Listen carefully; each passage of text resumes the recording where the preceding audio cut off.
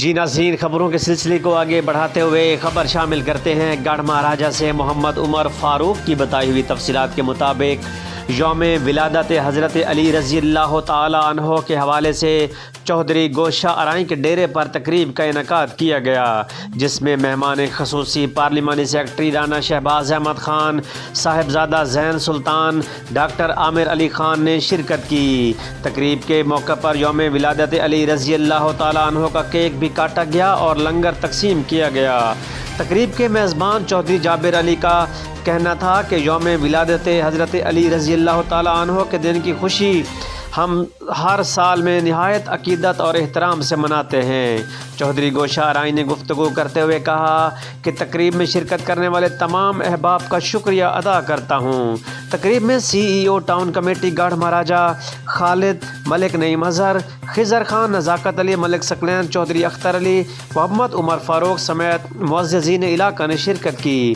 مزید آپ کو لیے چلتے ہیں جہاں پر بانی تقریب گفتگو کر رہے ہیں، آئیے آپ کو ان کی گفتگو سنواتے ہیں۔ نحمدہ و نصلی و نسلم علی رسولہ الکریم، اما بعد فاعوذ باللہ من الشیطان الرجیم، بسم اللہ الرحمن الرحیم۔ کثیرہ میسر نشد این سعادت، کثیرہ میسر نشد این سعادت، بکعبہ ولادت بمسجد شہادت۔ آج 13 رجب المرجب یوم ولادت حضرت علی کرم اللہ وجہ الکریم کا دن ہے، بہت بڑی خوشی کا دن ہے۔